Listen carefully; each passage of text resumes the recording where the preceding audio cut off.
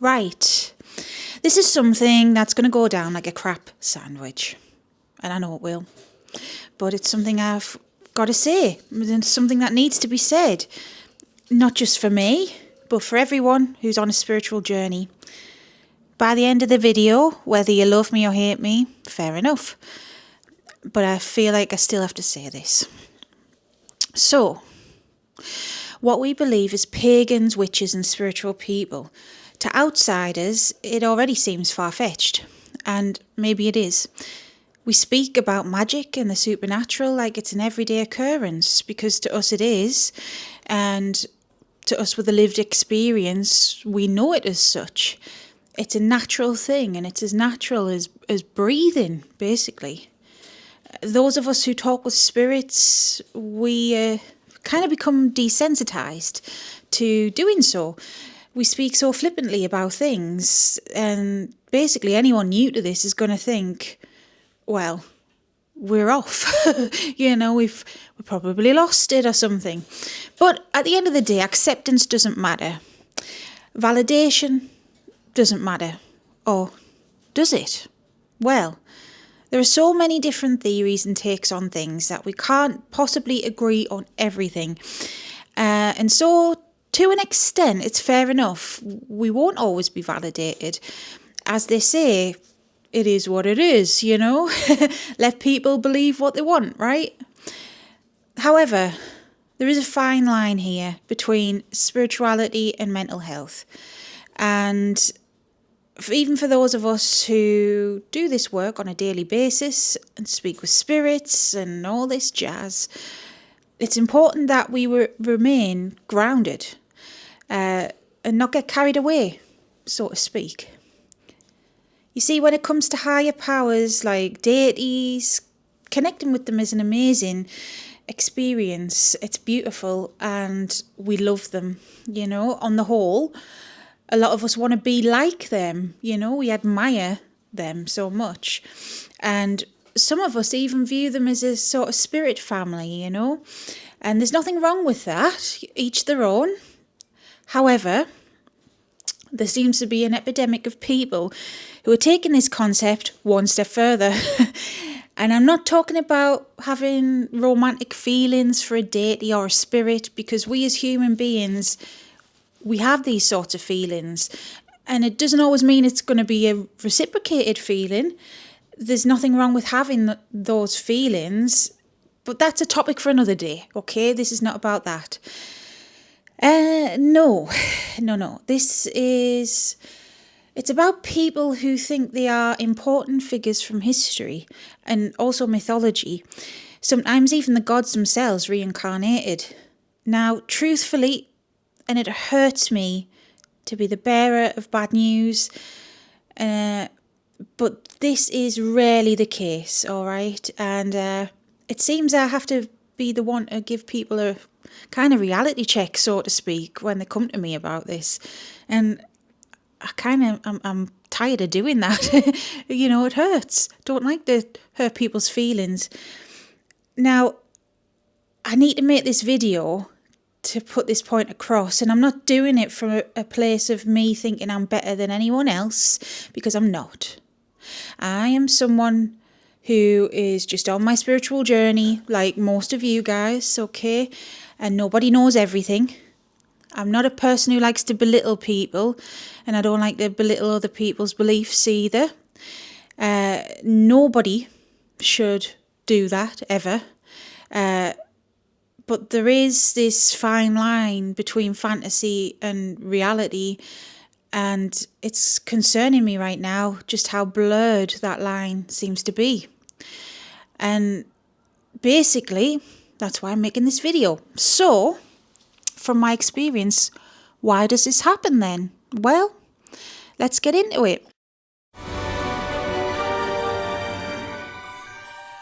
I just want to say, if you're new here, welcome. If you're not new, welcome back. I'm Sarah, that divination witch. This is a safe space in a witchy community. So for all, this video is a sensitive topic and it might sound judgy and whatever. I'm not meaning to be. Everyone's different. We've all got different views, different paths, and that's beautiful. We can learn from each other. I encourage people to ask questions. Nothing silly. Everyone's different and we all start somewhere. So ask your questions, okay? Help each other out as well. If you like that, you know what to do. Hit subscribe. And if you do want to support the channel further, I offer readings and I've got Patreon, all of this jazz linked below on Patreon and memberships. I'm teaching tarot among other things. So yeah, if you want to have a look, go have a look. Thank you. Okay, sorry, if I'm moving like this, my back is killing. I don't know what I've done, but my back hurts, okay? So, anyways, right. So there's several different reasons why this happens, and I'm going to break them down in this video. Now, again, I want to say I'm not better than anyone else, all right? I just want to put that out there. I'm not better than anyone else. And I'm also not immune to this happening. And in fact, I'm going to share with you a couple of things that has happened to me of a similar ilk. So you can see, look, it happens to basically everyone sort of thing. But before we get into that, I want to share why this happens, right? So first, I would say, look at the state of the world as a collective, okay? There are war-torn countries, for a start. But in the Western world, aside from the very recent uncertainty of things, which I don't want to get into, and it's pretty bloody sad, to be honest, but in a human way, since COVID, I would say everything seems to have shifted, to be honest. Now I'm speaking obviously from my opinion, but there are declining rates of mental health. It's what it seems to be. Obviously, I've got no studies to say 100% this is the case, but from what I've seen and what I've witnessed, it does seem to be that way. Now, I'm no expert on that by any means, but it is my perception on that. That on the whole, people seem sadder and they seem to be struggling more as well. And I know in the UK alone, people are struggling to live, struggling to pay just for essentials, you know. Everything is just going up and up and up in price, and coupled with just how uncertain things are, it's no wonder that people are turning to spirituality. And I know myself, if it wasn't for my spirituality, I wouldn't have coped, especially during COVID times. Like, truthfully, trigger, but I probably wouldn't be here speaking with you all. So, you know, with this being the case, and from my observations, to me, it's obvious people are going to turn to some sort of escapism. And spirituality can be a form of that. And I hold my hands up. It has been for me to an extent. Yeah. And there are times that I've buried myself in studies and in magic and things like this instead of facing the grim reality of the world we live in right now. And it's sad, but it's true. It's the way it is. You see, to me, it's just a way that people are coping, you know? And that's okay. That's okay. But with that being the case, therefore, you know, if somebody was to say, you know, I'm Cleopatra reincarnated, or Marilyn Monroe, or whoever, it's going to make them feel special. It's going to make them feel maybe happy, accepted, like their life isn't just doom and gloom sort of thing. It's easy to run away with things like this. And that's why I don't wholly buy into this starseed stuff as well.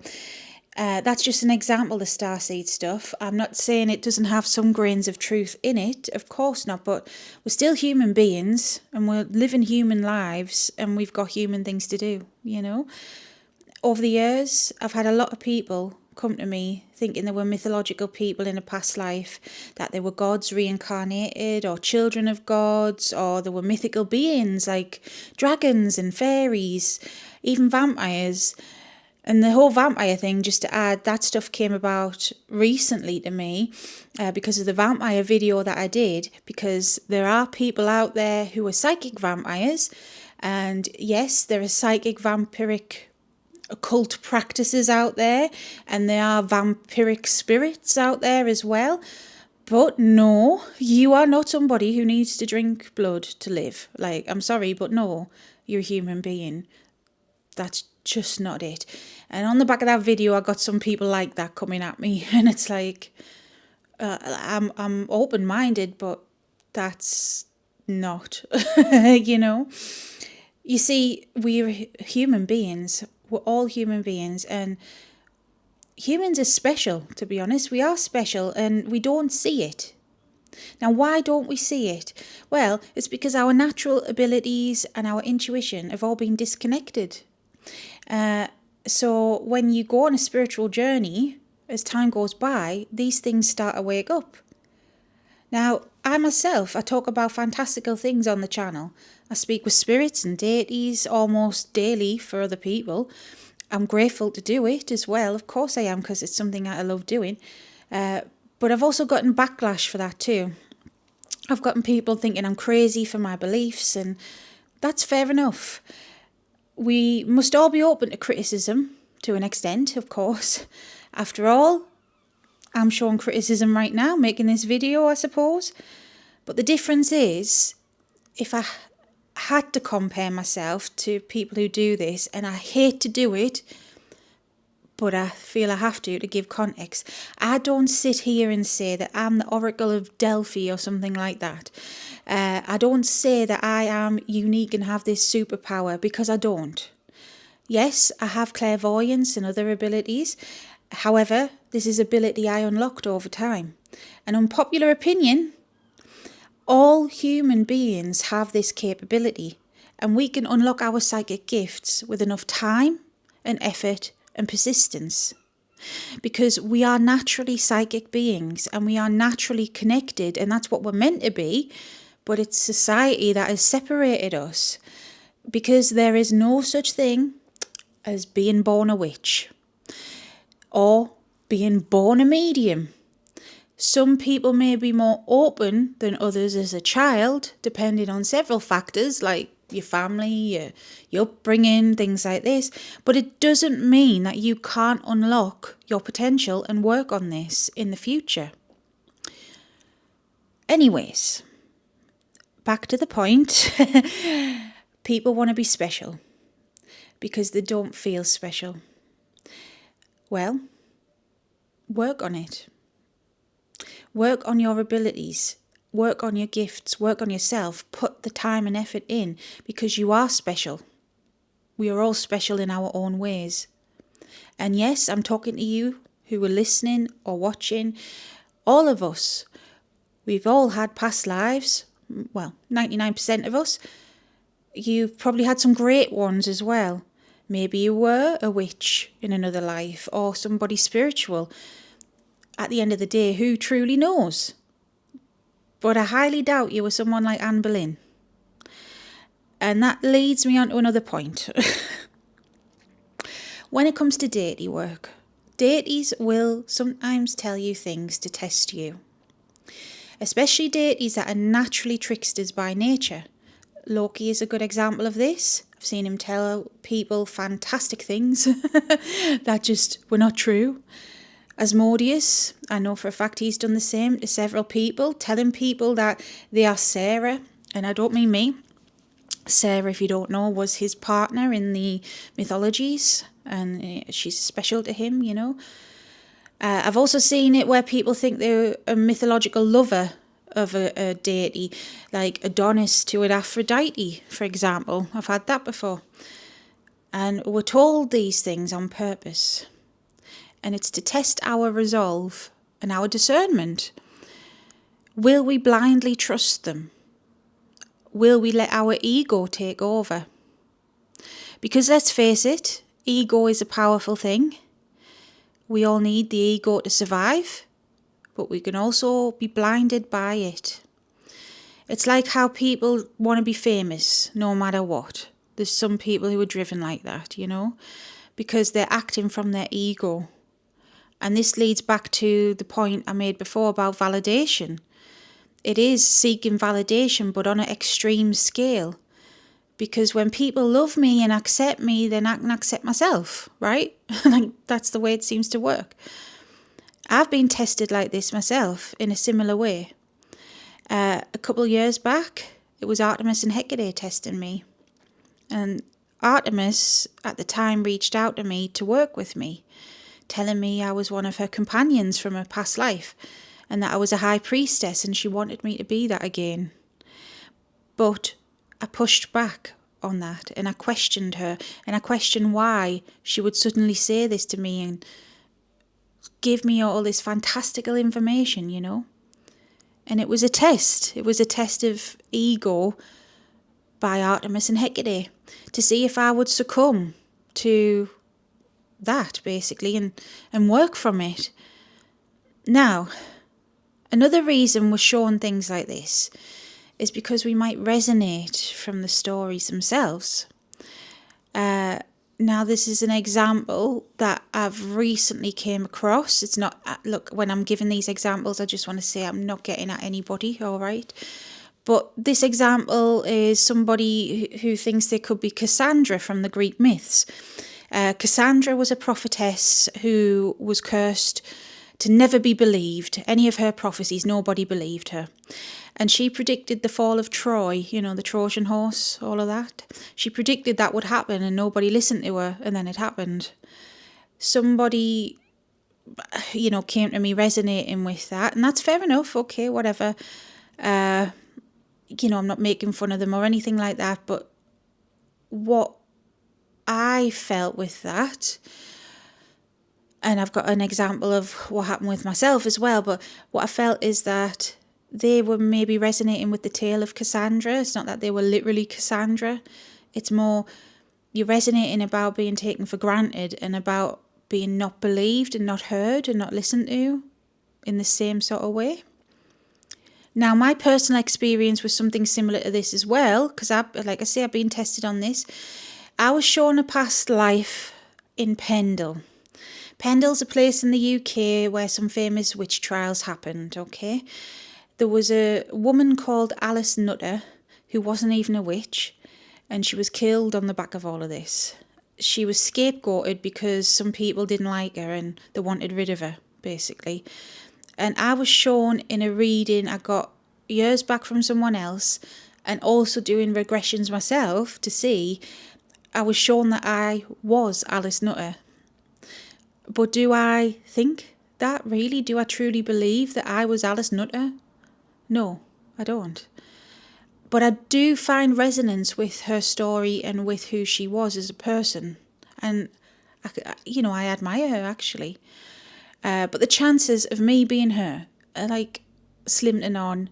It's like winning the lottery. It's like 1 in a million or something, you know. The chances, however, of finding resonance with her story and who she is are very high, you know. And this is why we're shown these things. If you guys who come to me about these things, if you could see the amount of people who think they are, you know, someone reincarnated and all this stuff, you'd be alarmed as well. And I think you'd question yourself and think twice before entertaining it, you know. This is why it's important to keep yourself A, grounded, and B, in check. In check with your ego. Ask yourself why about everything, and don't accept things at face value, because this is how people get sucked into cults and stuff like this. You know, when you just accept everything blindly, when does it end, you know? If you watch, it's on Netflix, it's called Escaping Twin Flames. It's a documentary about, actually it was a cult that got formed off YouTube. People basically so desperately wanting to find their twin flame, wanting to believe it, they got scammed. They were even told to be transgender and all sorts of things. It was wild. Watch it if you can, Escaping Twin Flames. But if you blindly want to believe something so much, you're going to believe it, regardless if it's true or not. That's how you get sucked into stuff like that.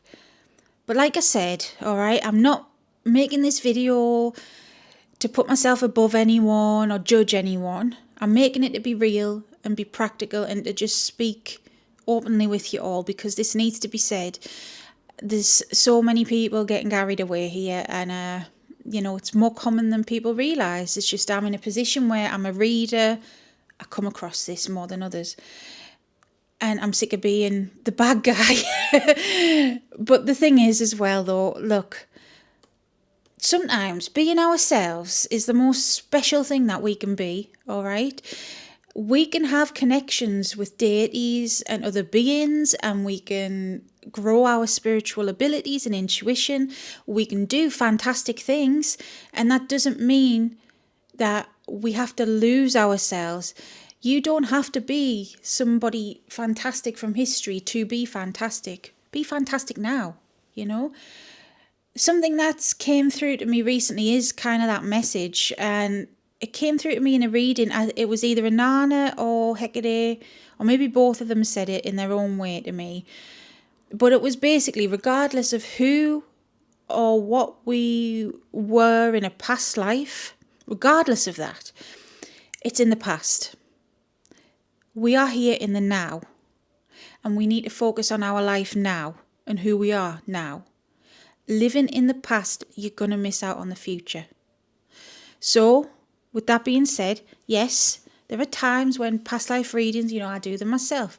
I'm interested in them for me too. It's interesting to find out. Sometimes we need to know about things that's happened to help us break cycles and learn lessons and stuff like this. There's a time and a place. There's a difference between learning about it and being interested in it and basing your whole identity as who you are now on that. You're special enough, okay? I hope this video helped. If you hate us now, sorry. But I'm also not sorry because somebody's got to say it. I feel like I'm ripping off a bandage here. Revealing reality, all right?